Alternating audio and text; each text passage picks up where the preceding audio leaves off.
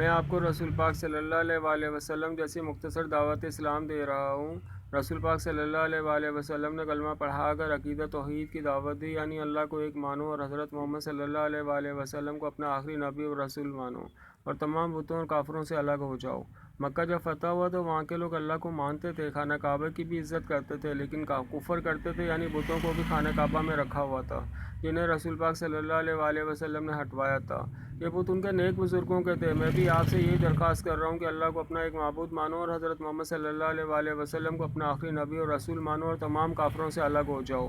اپنے اپنے فرقوں کے بزرگوں کو بھگوان مت سمجھو کہ وہ کسی صورت کافر ہی نہیں ہو سکتے، جنہوں نے ہزاروں کفر کے فتوے ایک دوسرے کو جاری کیے ہیں۔